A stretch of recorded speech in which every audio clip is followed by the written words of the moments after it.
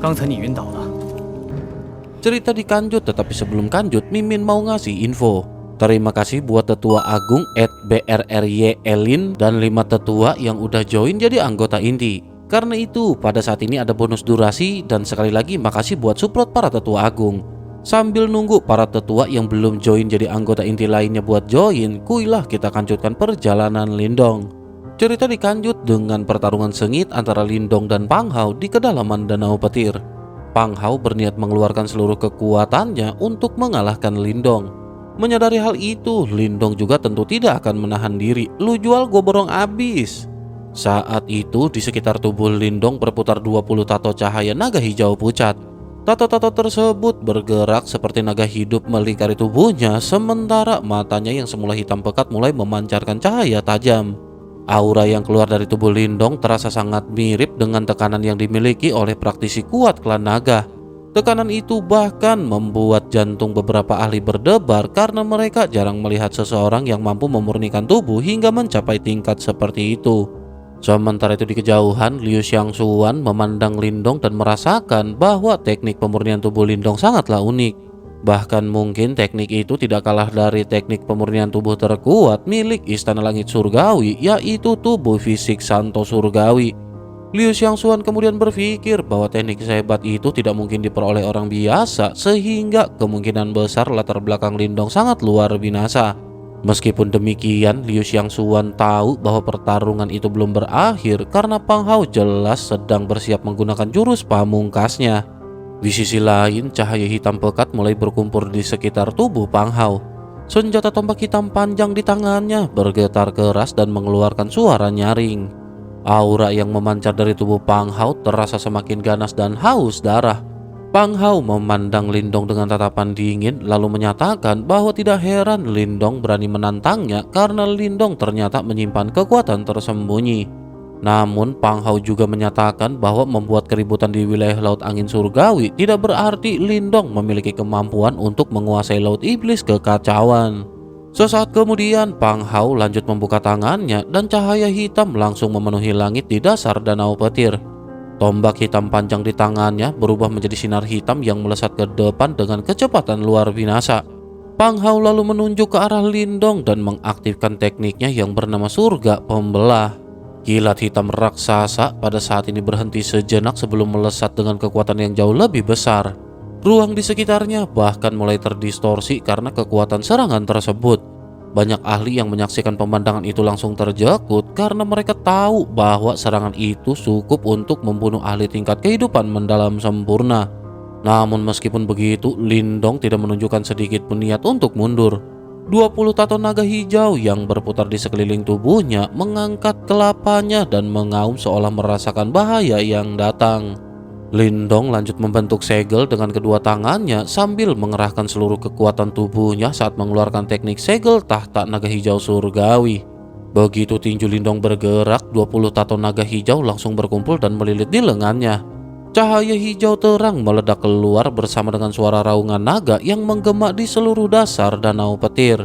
Tanpa ragu sedikit pun, Lindong menghantamkan tinju yang diselimuti cahaya hijau langsung ke arah kilat hitam raksasa tersebut. Benturan mengerikan segera terjadi dan menghasilkan ledakan yang mengguncang seluruh Danau Petir. Gelombang kejut yang sangat kuat menyapu ke segala arah hingga membuat banyak ahli terpaksa mengaktifkan pertahanan mereka. Bahkan pada saat ini beberapa orang juga terpental dengan keadaan menyedihkan.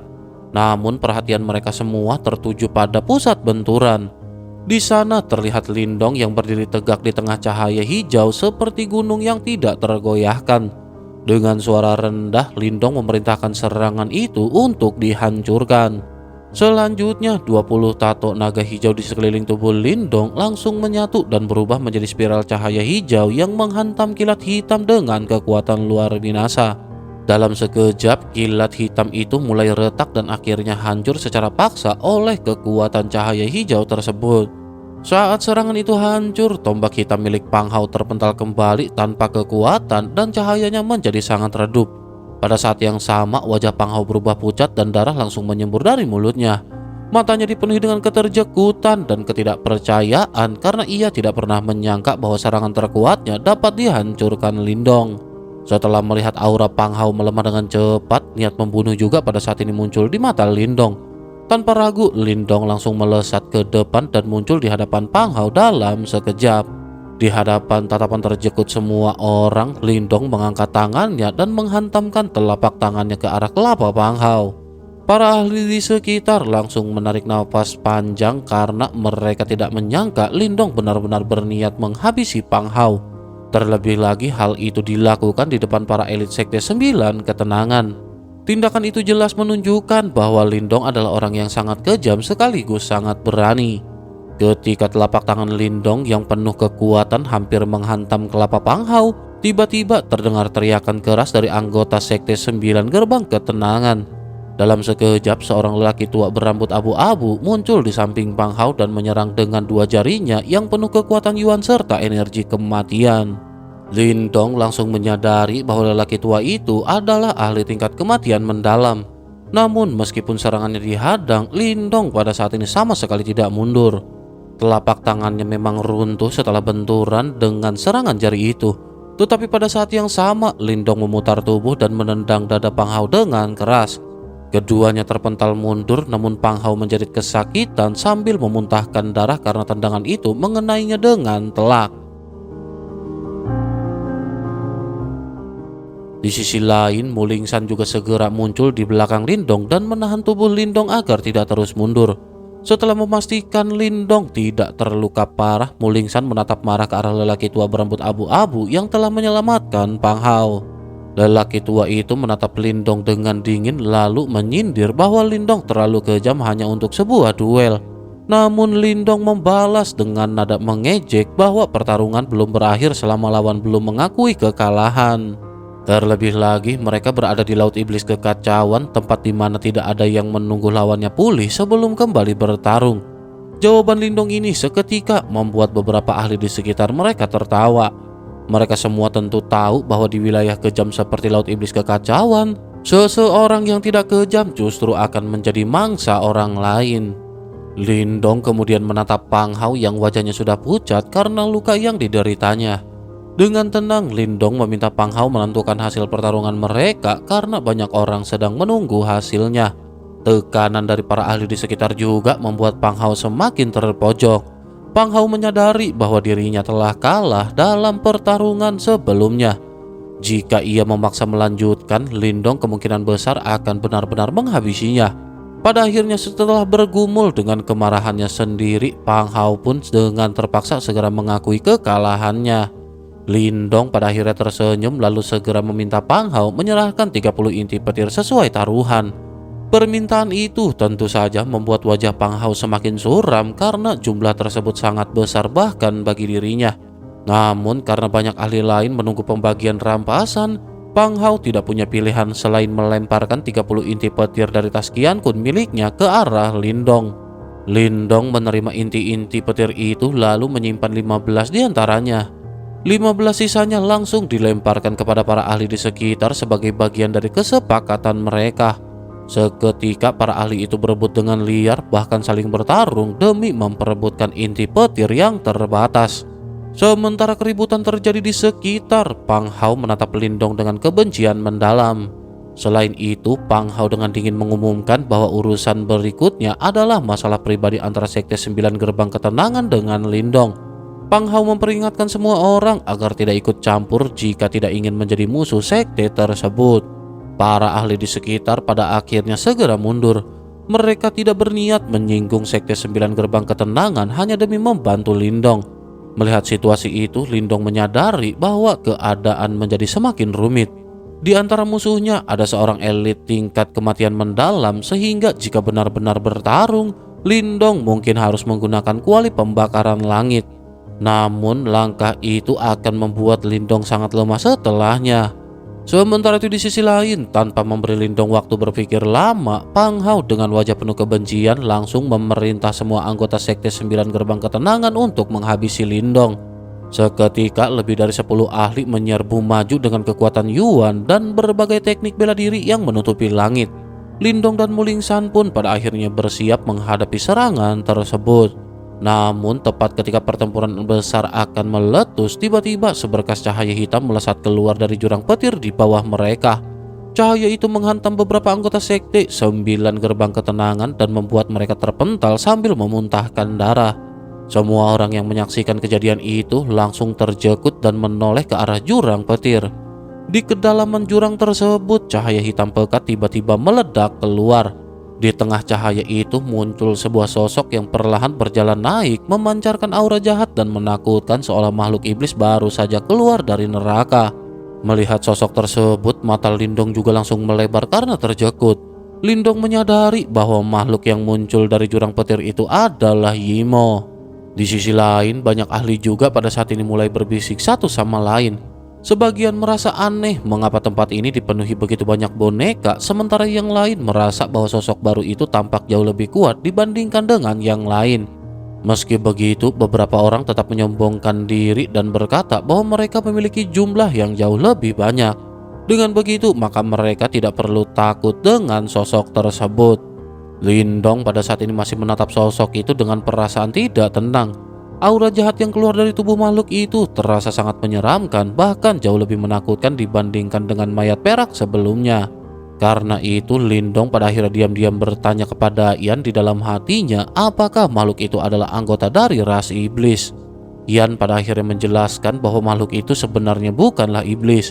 Dahulu makhluk itu adalah manusia yang sangat kuat, namun tubuhnya telah terlalu lama terkorosi oleh aura iblis. Kemungkinan besar ia pernah diserang oleh iblis tingkat umum, makhluk yang kekuatannya setara dengan ahli manusia tahap samsara. Setelah mengalahkannya, iblis tersebut menanamkan segel iblis yang mengikis kesadaran di dalam tubuhnya. Selanjutnya, hal itu menyegel sebagian kesadaran miliknya sehingga manusia itu berubah menjadi mesin pembunuh yang sepenuhnya dikendalikan. Penjelasan itu seketika membuat hati Lindong menjadi semakin berat.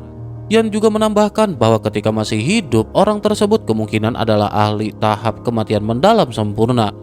Namun sekarang, meskipun kekuatannya telah menurun, mayat iblis itu kemungkinan masih memiliki kekuatan yang setara dengan ahli tahap kematian mendalam tingkat tinggi.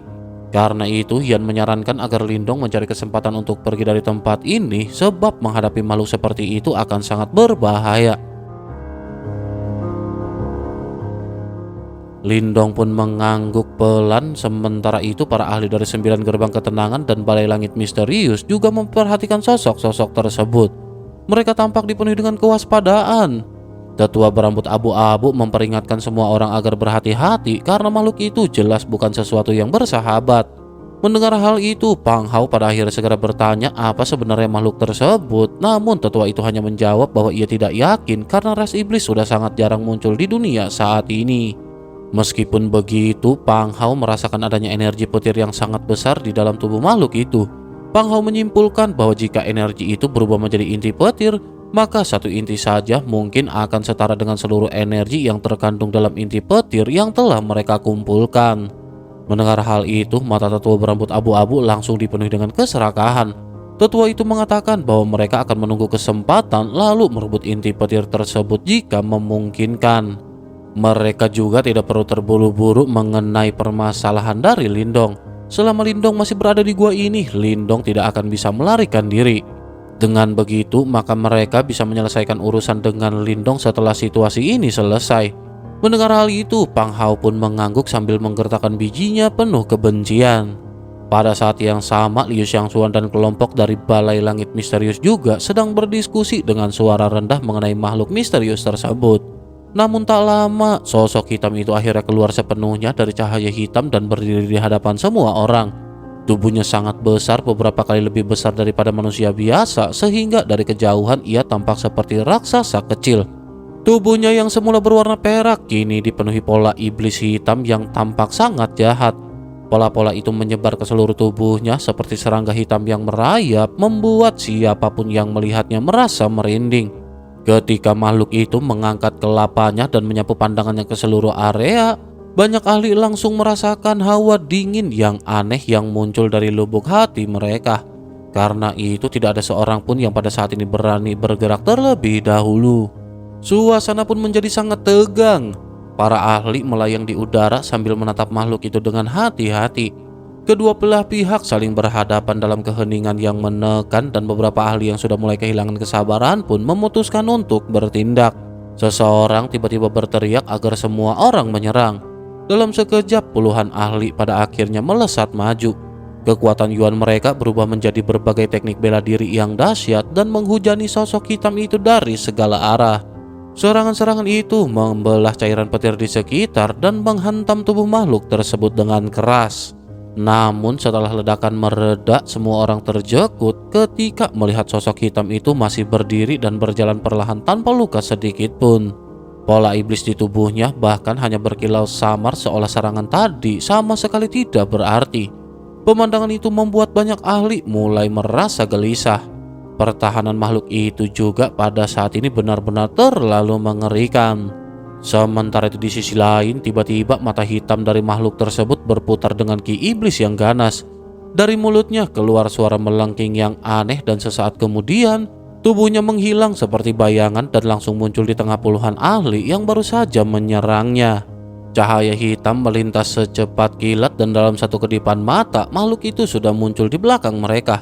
Tubuh para ahli itu langsung membeku. Sesaat kemudian darah menyembur dari tembolok mereka karena lubang sebesar kepalan tangan telah menembus leher masing-masing. Ki iblis hitam masuk ke tubuh mereka dan menghancurkan roh Yuan masing-masing. Jeritan sengsara terdengar sejenak sebelum akhirnya tubuh-tubuh itu terjatuh ke dasar danau petir. Puluhan ahli tahap kehidupan mendalam tingkat tinggi benar-benar telah dihabisi dalam sekejap. Pemandangan itu membuat semua orang yang tersisa menghirup napas dingin. Jika puluhan ahli sekuat itu dibantai secepat ini, maka kekuatan makhluk tersebut jelas telah mencapai tingkat yang sangat menakutkan.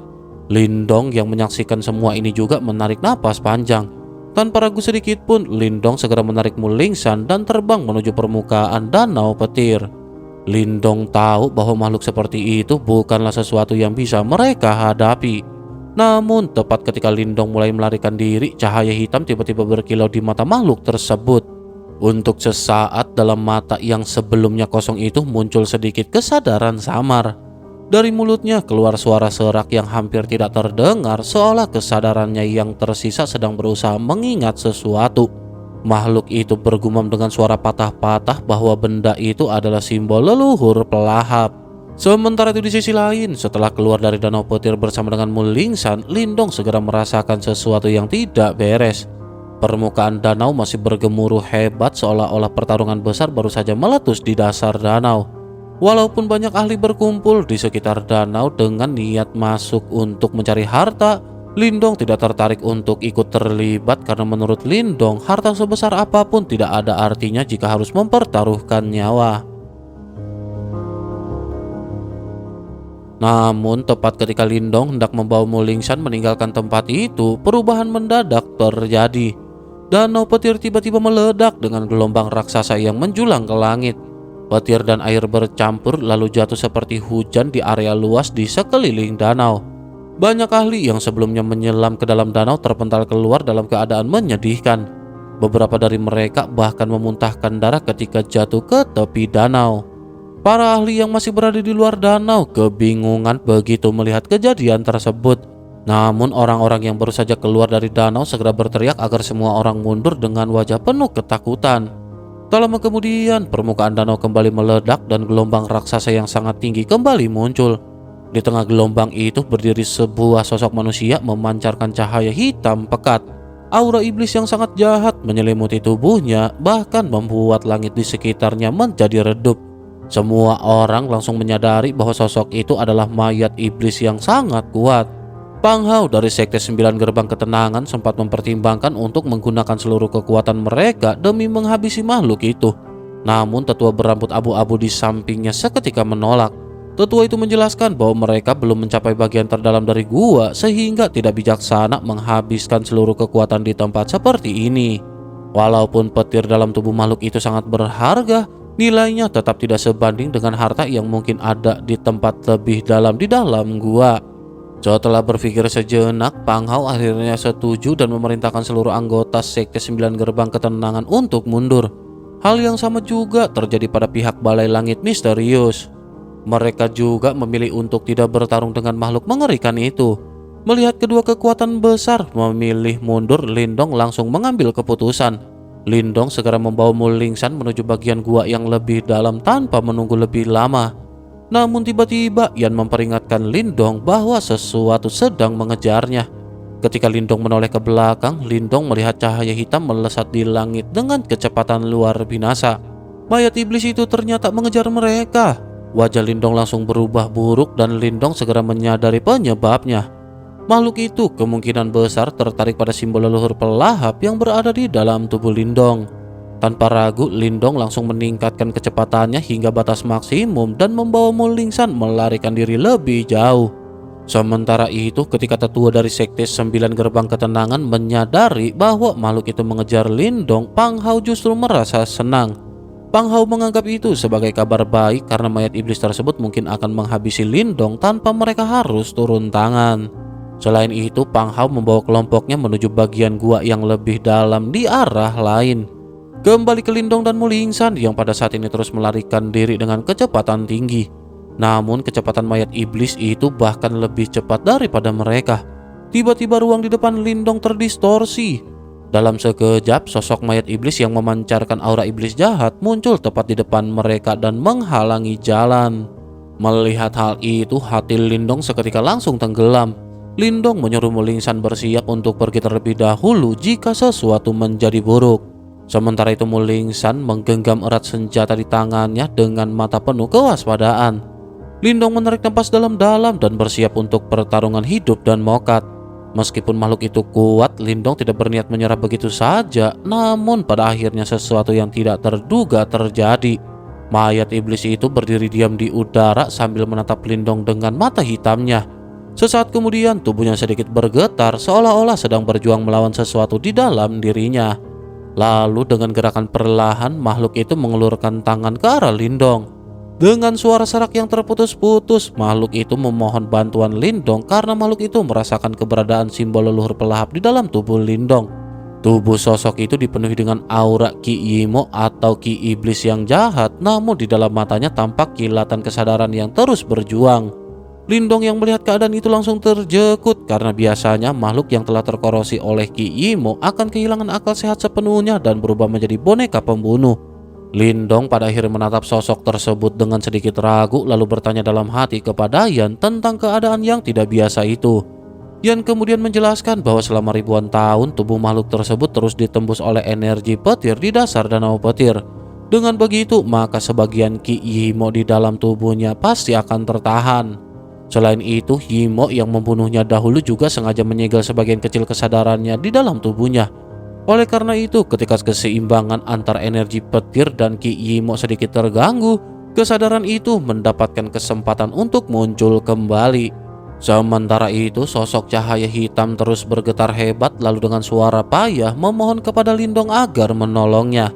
Permintaan itu membuat Lindong berada dalam dilema besar karena Ki Yimo di dalam tubuh makhluk tersebut jelas sangat kuat. Meskipun Lindong memiliki simbol leluhur pelahap dan batu leluhur yang mampu menekan Ki Yimo, menghadapi kekuatan sebesar itu tetap sangat berbahaya. Jika kesalahan kecil terjadi, Ki Yimo bisa saja berbalik menyerang tubuh Lindong. Namun di sisi lain, Lindong juga sadar bahwa jika Lindong menolak, mayat iblis itu mungkin akan kembali kehilangan kendali. Jika itu terjadi, ia harus menghadapi makhluk tingkat kematian mendalam yang hanya tahu membunuh. Situasi itu justru akan jauh lebih berbahaya bagi Lindong. Melihat kesedihan itu, Lindong juga pada akhirnya menghela napas panjang karena meskipun mengetahui resikonya besar, Lindong pada akhirnya tetap memutuskan untuk membantu. Lindong kemudian mengatakan bahwa ia akan mencoba sekuat tenaga. Begitu mendengar jawaban itu, rasa terima kasih segera muncul di mata sosok tersebut. Sedikit maklumat sebelum kita lanjut buat para tetua agung terhormat. Jika para tetua menginginkan 2 video dalam satu hari, maka sekte ini butuh peningkatan level. Proses rekam suara dan editing itu bukan jurusan instan.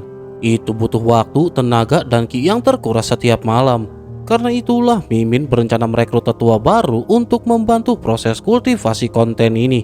Namun seperti biasa, dunia persilatan tidak berjalan tanpa pilsuan yuan. Tenang, gak perlu jual harta yuan murni warisan leluhur. Cukup goceng sebulan sudah cukup untuk menambah satu lapisan energi pada sekte ini. Semakin besar dukungan para tetua, semakin cepat sekte ini naik ke tingkat dan semakin sering konten turun tanpa jeda. Karena sejatinya channel ini bukan milik Mimin seorang. Channel ini adalah sekte kita bersama yang harus kita bangun. Kalau para tetua ingin melihat sekte ini berjaya dan upload makin brutal, maka saatnya naik tingkat menjadi anggota inti. Gas join dan mari kita kuasai benua ini bersama-sama. Setelah itu, Lindong pada akhirnya meminta Mulingsan untuk menjaga keadaan di luar dan memastikan tidak ada yang mengganggu. Mulingsan segera mengangguk dengan serius sambil memegang peti mati kehidupan dan kematian di tangannya. Kemudian Lindong mengeluarkan kuali langit membara dan meminta mayat iblis itu masuk ke dalamnya agar proses pemurnian bisa dilakukan dengan aman. Tanpa ragu sedikit pun sosok itu langsung terbang menuju ke dalam kuali. Lindong juga segera mengikuti dan memasuki ruang di dalam kuali langit membara. Sementara itu Mulingsan tetap berada di luar sambil berjaga dengan waspada. Di dalam kuali langit membara, Lindong berdiri berhadapan dengan mayat iblis tersebut. Aura Ki Yimo yang sangat pekat terus keluar dari tubuh makhluk tersebut sehingga membuat Lindong merasa tegang. Namun Lindong tetap menenangkan pikirannya lalu memanggil simbol leluhur pelahap dari tubuhnya. Sebuah simbol kuno berbentuk lubang hitam segera muncul di udara memancarkan kekuatan pelahap yang sangat kuat yang mampu melahap energi di sekitarnya. Ketika melihat simbol itu, mata mayat iblis langsung bergetar karena ia mengenali kekuatan simbol leluhur. Lindong kemudian menjelaskan bahwa Ki Yimo di dalam tubuhnya terlalu kuat sehingga simbol leluhur saja tidak cukup untuk menghapusnya. Namun Lindong masih memiliki beberapa kekuatan lain yang mungkin dapat membantu. Setelah mengatakan hal itu, Lindong mengangkat tangannya dan memanggil formasi alam semesta kuno. Dalam sekejap, sebuah formasi raksasa muncul di langit ruang kuali dan mulai berputar perlahan sambil memancarkan gelombang energi yang unik. Tidak lama kemudian, Lindong juga mengeluarkan batu leluhur dari dalam tubuhnya. Batu itu memancarkan cahaya putih lembut yang mengandung kekuatan misterius. Dengan munculnya 3 harta ilahi besar sekaligus, ruang di dalam kuali membara langsung bergetar hebat. Bahkan energi alam di sekitarnya mulai bergolak seolah tertarik oleh kekuatan tersebut. Sementara itu mayat iblis menatap ketiga benda itu dengan terjekut karena meskipun ia tidak mengenali semuanya, ia tetap bisa merasakan betapa mengerikannya kekuatan yang mereka miliki. Lindong lalu memperingatkan bahwa proses ini akan sangat berbahaya sehingga ia meminta makhluk itu menahan diri sekuat mungkin. Jika makhluk tersebut kehilangan kendali, Lindong tidak akan mampu menahannya. Mendengar hal itu, mayat iblis itu pun langsung mengangguk. Ia kemudian duduk bersila di udara sambil memanggil energi petir yang masih tersisa di dalam tubuhnya untuk menekan Ki Yimo sebisa mungkin. Tanda-tanda iblis yang menutupi tubuhnya perlahan meredup karena tekanan dari energi petir tersebut. Melihat usaha itu, Lindong juga merasa sedikit lega. Lindong pun lanjut segera mengaktifkan formasi alam semesta kuno. Formasi tersebut mulai berputar terbalik lalu memadatkan kekuatan penghancur yang luar binasa di pusatnya. Pada saat yang sama, batu leluhur juga memancarkan cahaya putih yang semakin kuat, sementara simbol leluhur pelahap memutar lubang hitamnya dan mengumpulkan kekuatan pelahap yang besar. Setelah semua kekuatan siap, Lindong mengangkat tangannya dan mengerahkan energi tersebut. 3 pilar energi besar mengandung kekuatan luar binasa langsung melesat dari langit dan turun menghantam tubuh mayat iblis yang duduk di udara. Begitu energi itu menyentuhnya, asap putih langsung mengepul dari tanda-tanda iblis di kutilnya. Pada saat yang sama, terdengar jeritan mengerikan yang menggema di seluruh ruang kuali langit membara. Hal itu menandakan bahwa Ki Yimo di dalam tubuhnya mulai terpaksa keluar dengan kekuatan besar. Di tengah kabut asap itu, mayat iblis terus mengeluarkan raungan menyakitkan. Pembersihan Ki Iblis asing ternyata sangat menyiksa. Sementara itu, Lindong berdiri di udara dengan wajah serius sambil mengendalikan 3 harta ilahi. Meskipun Ki Iblis asing terus melemah, Lindong tetap waspada karena Lindong mengetahui bahwa tubuh mayat iblis dipenuhi dengan tanda iblis yang berfungsi seperti rantai. Tanda-tanda itu menyegel Ki Iblis asing di dalam tubuhnya. Selama tanda itu belum dihancurkan, Ki Iblis asing tidak akan benar-benar lenyap. Mayat iblis itu pun terus bergetar hebat dan niat membunuh yang mengerikan berkali-kali mencoba meledak keluar dari tubuhnya. Tetapi sisa kesadaran di dalam dirinya menahannya dengan susah payah. Mayat iblis memahami bahwa jika sampai kehilangan kendali dan menyerang Lindong, maka kesempatan untuk terbebas dari ki iblis asing akan hilang selamanya. Di tengah penderitaan itu, mayat iblis memperingatkan Lindong dengan suara serak bahwa tanda iblis di tubuhnya akan melakukan serangan balasan. Tak lama kemudian, seluruh tanda iblis di tubuhnya mulai bersinar. Tanda-tanda itu bergerak seperti serangga hitam yang menggeliat, dan sesaat kemudian semuanya terlepas dari tubuh mayat iblis dan berkumpul di udara. Cahaya hitam pekat terkumpul dengan cepat hingga akhirnya membentuk makhluk kegelapan raksasa setinggi ribuan kaki. Makhluk itu diselimuti api hitam dan matanya dipenuhi dengan ki jahat serta niat membunuh. Makhluk tersebut jelas merupakan wujud dari seluruh tanda iblis yang sebelumnya menempel di tubuh mayat iblis. Makhluk kegelapan itu langsung menatap ke arah Lindong dengan kebencian yang besar. Dengan raungan yang mengguncang langit, makhluk itu mengumpulkan api hitam dan membentuk tombak api raksasa, lalu melemparkannya ke arah Lindong seperti kilat. Namun Lindong tidak panik. Lindong justru menunggu momen itu karena selama tanda iblis tersembunyi di tubuh mayat iblis akan sangat sulit membersihkannya sepenuhnya. Kini makhluk itu telah keluar sendiri sehingga Lindong memiliki kesempatan sempurna untuk memusnahkannya sampai ke akar. Lindong segera mengaktifkan formasi alam semesta kuno. Formasi raksasa di langit berputar berlawanan arah jarum jam dan memancarkan cahaya penghancur yang menghantam tombak api hitam. Tanpa ledakan besar, tombak itu seketika langsung hancur menjadi ketiadaan. Setelah itu Lindong mengubah cahaya formasi menjadi ribuan benang energi yang kemudian berubah menjadi rantai bercahaya. Rantai-rantai itu melesat dan mengikat makhluk kegelapan dengan kuat. Makhluk tersebut meraung keras sambil memuntahkan api hitam, tetapi api itu langsung hancur ketika menyentuh rantai yang dipenuhi kekuatan penghancur. Lindong juga lanjut memanggil batu leluhur. Cahaya putih lembut turun seperti sinar matahari dan menyelimuti makhluk kegelapan. Saat cahaya itu menyentuh tubuhnya, rantai energi meledak dan memicu gelombang penghancuran yang membuat ki iblis asing terus melemah. Makhluk kegelapan mulai ketakutan karena kekuatan yang dimiliki Lindong ternyata sangat efektif menekan ki iblis asing. Melihat makhluk itu sudah melemah, Lindong kemudian mengaktifkan simbol leluhur pelahap sekali lagi. Simbol itu berubah menjadi lubang hitam berputar yang melesat seperti pisau raksasa dan menebas tubuh makhluk kegelapan. Tubuhnya langsung terbelah menjadi dua, lalu Lindong segera mengendalikan lubang hitam itu hingga makhluk tersebut tercincang menjadi ratusan bagian. Meski tubuhnya terpotong-potong, potongan itu masih menggeliat dan memancarkan ki jahat. Lindong tidak memberikan kesempatan sedikit pun dan Lindong segera mengaktifkan kembali 3 harta ilahi dan membiarkan energi besar mereka menghancurkan setiap potongan makhluk itu. Setengah dari potongan itu pada akhirnya segera lenyap dan sisa potongan yang ketakutan lalu berkumpul kembali membentuk makhluk kegelapan yang jauh lebih lemah. Makhluk itu berteriak marah tetapi rasa takut jelas terlihat di matanya. Tanpa ragu makhluk itu mencoba melarikan diri kembali ke tubuh mayat iblis. Namun tepat saat makhluk itu mendekat, mata mayat iblis tiba-tiba terbuka. Kilatan menyala di matanya, lalu sambaran petir besar meledak dari tubuhnya dan menghantam makhluk kegelapan itu hingga terpental. Makhluk tersebut pun seketika langsung terlempar jauh dengan tubuh hangus terbakar. Pada saat yang sama, Lindong juga pada saat ini muncul di belakangnya. Dengan suara dingin, Lindong menyatakan bahwa makhluk jahat itu tidak pantas ada di dunia ini. Lindong pada akhirnya lanjut memanggil kembali 3 kekuatan ilahi. 3 cahaya kuat langsung menembus tubuh makhluk kegelapan.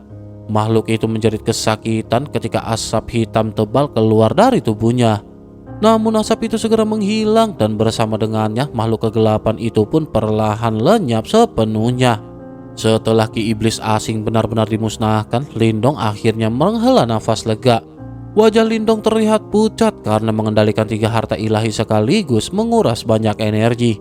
Kemudian Lindong menoleh ke arah mayat iblis yang masih melayang di udara. Semua tanda iblis di tubuhnya telah menghilang dan mata hitamnya kini berubah menjadi perak terang yang berkilau seperti mengandung petir tanpa akhir. Pada saat yang sama, gelombang kekuatan yang sangat kuat perlahan memancar dari tubuhnya. Kekuatan itu bahkan tidak lebih lemah dari seorang ahli tingkat kematian mendalam sempurna. Pada saat itu, ahli kuno yang telah lama kehilangan kesadarannya akhirnya benar-benar mendapatkan kembali pikirannya. Lindong memperhatikan perubahan itu dengan penuh perhatian, lalu bertanya dengan rasa pemasaran apakah usaha mereka berhasil. Sosok bercahaya perak itu terdiam sejenak, kemudian kegembiraan besar muncul di wajahnya. Tubuhnya sedikit bergetar karena emosi yang selama ini terpendam. Setelah itu, sosok tersebut bangkit perlahan dan memberi hormat kepada Lindong sambil menyampaikan rasa terima kasih yang tulus. Lindong pun tersenyum dan menjawab bahwa tidak perlu berterima kasih karena sebagai pemilik simbol leluhur pelahap, Lindong memang harus melawan Rasimo. Namun meskipun begitu, di dalam hatinya Lindong juga tahu bahwa membantu sosok itu sebenarnya adalah pilihan terbaik. Hal itu dikarenakan jika tidak, maka Lindong harus menghadapi seorang ahli tingkat kematian mendalam yang telah kehilangan kendali. Setelah suasana menjadi tenang, sosok itu menjelaskan bahwa tato iblis pada tubuhnya telah dihapus sehingga kesadarannya yang tersegel selama ribuan tahun akhirnya terbebas. Namun kesadaran itu hanyalah sisa dari jiwanya sehingga tidak akan bertahan lama dan sebentar lagi akan menghilang. Lindong terjekut mendengarnya dan segera bertanya mengapa sosok itu harus lenyap padahal ki iblis di tubuhnya sudah dimurnikan. Sosok bercahaya itu menjelaskan dengan tenang bahwa dirinya sebenarnya telah mokat ribuan tahun yang lalu. Kesadarannya yang tersisa hanya mampu bertahan karena tekad yang kuat meskipun selama ribuan tahun terus tergerus oleh ki dari Yimo. Karena itu, dapat sadar kembali walaupun hanya sesaat sudah cukup untuk membuatnya puas. Ia juga menambahkan bahwa semua rekan dan saudara seperjuangannya telah lama menjadi debu sehingga tidak ada lagi alasan baginya untuk tetap berada di dunia ini. Mendengar penjelasan itu, Lindong pada saat ini hanya bisa terdiam sejenak. Kemudian Lindong bertanya dengan sopan mengenai nama sosok tersebut. Sosok itu pun memperkenalkan diri bahwa ia bernama Zuo Fei. Setelah itu, Zuo Fei menanyakan tujuan Lindong datang ke Istana Guntur yang kini telah berubah menjadi reruntuhan. Lindong pada akhirnya menjelaskan bahwa dirinya datang untuk mencari simbol leluhur petir. Mendengar hal itu, Zuo Fei tampak mengenang masa lalu. Zuo Fei kemudian menceritakan bahwa dahulu kala pemimpin mereka Kaisar Guntur memang memperoleh simbol leluhur petir. Namun justru karena itulah Istana Guntur menjadi sasaran serangan besar dari Rasimo. Lindong penasaran dan bertanya seberapa kuat musuh yang menyerang pada saat itu. Zuo Fei pun menjelaskan dengan tenang bahwa pasukan Yimo yang datang terdiri dari 1 Yimo kelas Raja, 2 Yimo kelas Jenderal, serta banyak Yimo kelas Komandan. Penjelasan itu tentu saja seketika membuat Lindong sangat terjekut. Yimo kelas Raja sebanding dengan ahli puncak tingkat samsara. Sementara itu Yimo kelas Jenderal setara dengan ahli tingkat reinkarnasi. Bahkan Yimo kelas Komandan juga setara dengan para ahli tingkat kematian mendalam. Dari situ Lindong menyadari bahwa pertempuran yang terjadi dahulu pasti sangat dahsyat hingga menghancurkan seluruh istana. Zuo Fei kemudian menjelaskan bahwa para Yimo menyerang ketika Kaisar Guntur sedang mencoba menembus kesengsaraan samsara untuk memasuki tingkat reinkarnasi. Meskipun dalam keadaan itu, Kaisar Guntur tetap bertarung dengan gagah berani, bahkan berhasil menghabisi 2 Yimo tingkat jenderal serta menyegel Yimo kelas Raja. Namun kemenangan itu harus dibayar dengan nyawanya sendiri. Lindong menyadari bahwa pada saat itu Kaisar Guntur belum sepenuhnya menjadi ahli tingkat reinkarnasi. Jika saja ia berhasil melewati kesengsaraan tersebut, kemungkinan besar Istana Guntur tidak akan hancur. Setelah memahami kejadian masa lalu, Lindong akhirnya menanyakan hal terpenting, yaitu apakah simbol leluhur petir masih berada di dalam tempat ini. Zuo Fei mengangguk dan menjelaskan bahwa simbol leluhur petir berada di sebuah ruang khusus yang disebut dengan dunia Guntur. Itu adalah ruang yang diciptakan sendiri oleh Kaisar Guntur. Tidak ada seorang pun yang bisa memasuki tempat tersebut tanpa izin. Lindong langsung khawatir karena jika demikian maka mustahil baginya untuk masuk. Namun Zuo Fei tersenyum dan menjelaskan bahwa dunia Guntur memiliki kunci. Selain itu, Zuo Fei merasakan bahwa Lindong membawa sebagian dari kunci tersebut. Mendengar hal itu, Lindong segera mengeluarkan kunci menara perak dari dalam tas Qian Kun. Zuo Fei mengangguk dan menjelaskan bahwa itu memang bagian dari kunci, tetapi kunci lengkapnya terdiri dari 3 kunci menara perak. Ketiganya harus digabungkan agar dapat membuka jalan menuju dunia Guntur. Penjelasan itu membuat Lindong sedikit mengerutkan dahi karena 2 kunci lainnya berada di tangan kekuatan lain. Artinya Lindong harus merebutnya jika ingin memasuki dunia guntur, dan Lindong segera mulai kembali bertanya. Lindong pada saat ini menanyakan di manakah lokasi pintu masuk dari dunia guntur berada.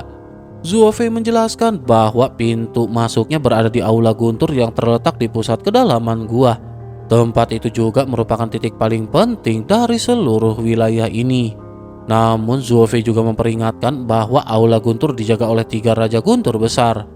Dahulu istana guntur memiliki 4 raja guntur yang melindungi kaisar guntur dari 4 penjuru. Zuo Fei sendiri adalah raja guntur dari timur. 3 lainnya kemungkinan masih berada di istana dalam keadaan seperti dirinya sebelumnya, tetapi kesadaran mereka mungkin sudah benar-benar hilang. Mendengar hal itu, Lindong kembali menarik napas dingin karena berarti ada 3 mayat petir yang kekuatannya setara dengan ahli tingkat kematian mendalam. Tanpa kesadaran yang tersisa, mereka pasti akan menyerang siapapun yang mendekat.